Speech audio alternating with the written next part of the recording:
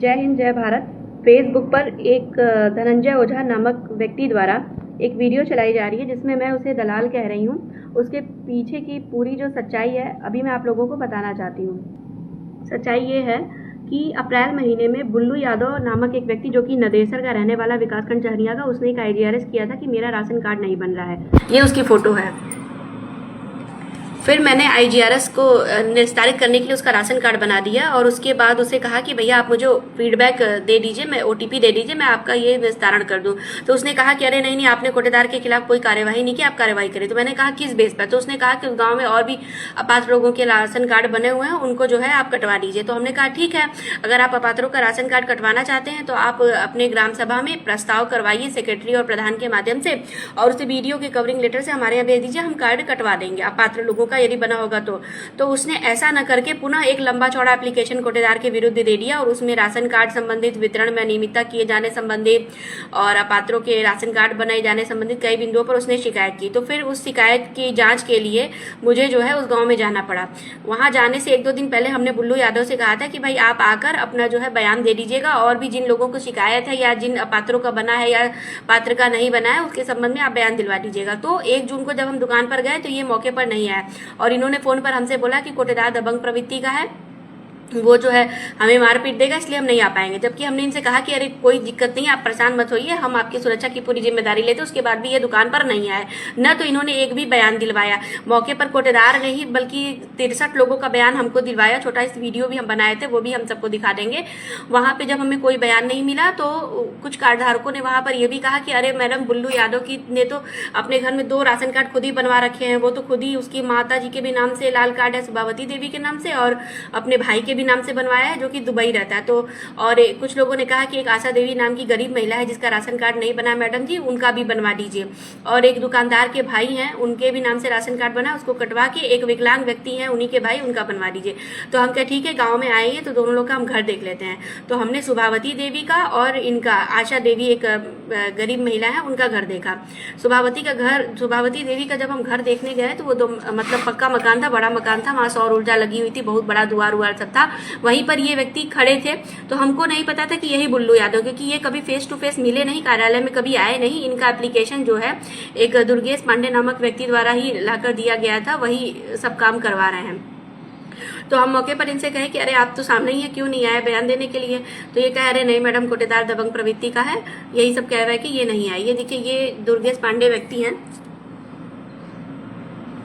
संभवतः इन्हीं के द्वारा सब सारी शिकायत की जा रही, क्योंकि अप्रैल में जब इनकी IGRS पड़ी थी तो उसके पहले ये नदेसर के प्रधान के साथ आकर मुझसे बातचीत किए थे कि उस गांव का कोटा मैडम खत्म करवा दीजिए, वो कोटेदार बहुत अनियमितता करता है, ये करता है, वो करता है। तो हमने कहा कि आप शिकायत करिए भाई, आप बयान दिलवाइए, तभी कुछ संभव हो पाएगा। उसके बाद जो है हम चले आए वहां से और हमने क्या किया कि जो हमने सत्यापन किया था, अंत्योदय कार्ड देखा, उसका हमने जाँच करने के लिए SDM साहब के माध्यम से वीडियो को पत्र भिजवा दिया कि भाई ये अंत्योदय कार्ड 2 अपात्र पाए गए हैं और उनकी जगह 2 पात्र पाए गए। आप अपने स्तर से एक बार सत्यापन कर लीजिए, तो अगर सत्यापन में सही चीजें, इन चीजों की पुष्टि हो जाएगी तो उसके आधार पर कार्यवाही की जाएगी।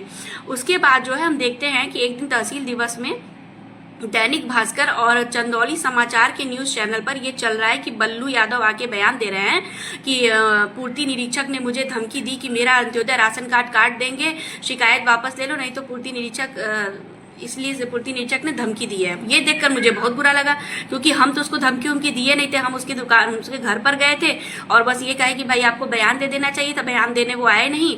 और ये बताया कि सुभावती देवी मेरी माता जी हैं, वो विश्वनाथ जी गई हैं दर्शन करने, और हमने उससे कभी नहीं कहा कि हम तुम्हारा कार्ड काट देंगे। हम भी एक सप्लाई इंस्पेक्टर है, सरकारी कर्मचारी, हम क्यों उससे ऐसा करना चाहेंगे कि तुम्हारा कार्ड काट देंगे, नहीं तो शिकायत वापस ले लो। अरे करते रहो शिकायत, कौन से मेरे घर की शिकायत है। उसके बाद जो है ये खबर हम देखे तो हमको बहुत गुस्सा लगी। उसी समय तुरंत बुल्लू यादव के नंबर पे हमने 3 बार कॉल किया, तीनों बार ये इस आदमी ने मेरा फोन नहीं उठाया। और जो एक शिकायती पत्र और आया था उसमें भी इसने ये सेंटेंस लिखा था कि पूर्ति निरीक्षक ने मुझे धमकी दी है कि तुम्हारा अंत्योदय कार्ड काट दूंगी, नहीं तो शिकायत वापस ले लो, जबकि ऐसा मैंने कुछ भी नहीं कहा था। ये बात मुझे बहुत बुरी लगी। उसके बाद क्या होता है कि 2 दिन बाद फिर तहसील दिवस जब पड़ता है तो वहां पर मुझे दुर्गेश पांडे दिखते हैं एक दूसरे न्यूज चैनल वाले के साथ। तो हमको ये नहीं बात पता थी कि दुर्गेश पांडे किसी आज चैनल के रिपोर्टर है, हम समझे कि वो कोई सामान्य शिकायत करता है। तो हमने वहाँ पर एक अजय जी थे, वो भी सकलडीहा के रिपोर्टर हैं, उनसे कहा कि ये आदमी ऐसे ऐसे गलत काम कर रहे हैं, पीठ पीछे किसी दूसरे व्यक्ति का सहारा लेकर और कंप्लेन करवाते हैं और मौके पर न तो बयान दिलवाते हैं न कुछ दिलवाते हैं और बाद में फर्जी रूप से मेरे ही खिलाफ जो है मीडिया में खबर ये चलवाते हैं। इनसे कह दो चले जाए यहाँ से, और अगर मुझे बुल्लू यादव दिखेगा तो हम उसको पक्का करी आएंगे।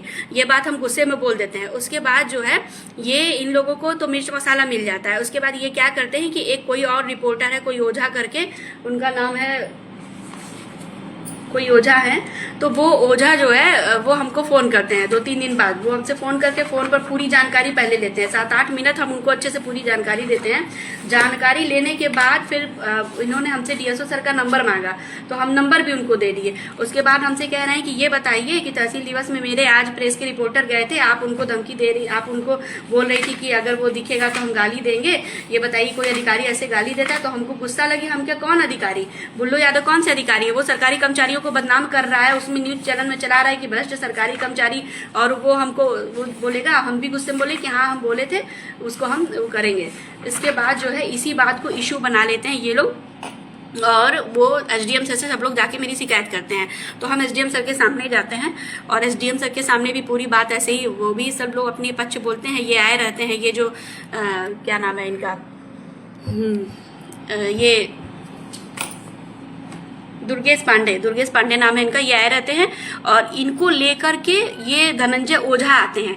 धनंजय ओझा जो अभी जो न्यूज़ चैनल पे इतनी रिपोर्ट ये चला रहे हैं, ये धनंजय ओझा किसी सामान्य या गरीब व्यक्ति को नहीं लेकर आए हैं। ये धनंजय ओझा ये दुर्गेश पांडे को लेकर आए, जो कि एक संपन्न व्यक्ति हैं और कहीं ना कहीं अंदर से कोटा खत्म करके अपने नाम करवाने की मंशा रखते हैं। तो इनकी नज़रों में मेरी कितनी इज्जत रहेगी भाई? आप किसी गरीब आदमी को, किसी जनता को लेकर आते, उसका काम नहीं हुआ रहता, बोलते, हमसे पूछते, बात करते तो समझ में आती। आप तो एक ऐसे व्यक्ति को लेकर आ रहे हैं जो कि खुद किसी दूसरे तीसरे व्यक्ति का नाम का सहारा लेकर, बुल्लू यादव नामक व्यक्ति के नाम का सहारा लेकर कंप्लेन करवा रहा है, कोई सबूत भी नहीं दे रहा है। भाई अगर आपकी प्रधान से पड़ती तो आप प्रधान से ही, आपको कार्ड अगर सिर्फ कटवाना रहता, राशन कार्ड कटवाना रहता, तो ये प्रधान और सेक्रेटरी से सत्यापन करवा के ब्लॉक के माध्यम से भिजवाए। इनको कार्ड नहीं कटवाना है, इनको गाँव में राजनीति दिखानी है कि इनका दबाव बहुत ज्यादा है, ये कोटेदार को खत्म कर दिए, ये प्रधान बन सकते हैं, कोटेदार बन सकते हैं। इन लोगों को ये सब राजनीति करनी है। इसीलिए जो नियमानुसार मैंने जांच की है, जो भी मैंने कार्यवाही की है, कोटेदार की 1000 सिक्योरिटी भी मैंने जब्त करवा दी, वीडियो को पत्र भी भेज दिया, उसके बाद भी ये लोग संतुष्ट नहीं है और अनावश्यक रूप से दैनिक भास्कर और चंदौली समाचार द्वारा फर्जी न्यूज मेरे खिलाफ चलाई गई। मैं पूछती हूँ कि मैं भी तो सरकारी कर्मचारी हूँ। इन लोगों को आज मैंने एक रिपोर्टर को दलाल बोल दिया तो आज सबको इतना बुरा लग रहा है। मैं पूछती हूँ कि क्या मैं सरकारी कर्मचारी हूँ? मैं इस देश की नागरिक नहीं हूँ? मैं टैक्स पे नहीं करती? मैं वोट नहीं देती हूँ? मैं भी तो टैक्स पे करती हूँ और वोट देती हूँ। क्या मुझे सम्मान का अधिकार नहीं है? मुझे बात बात पर अपमानित किया जाएगा। ये लोग बोलते हैं कि हम लोग चौथे स्तंभ है, तो हम लोग भी तो तीसरे स्तंभ है, हम लोग भी तो कार्यपालिका हैं।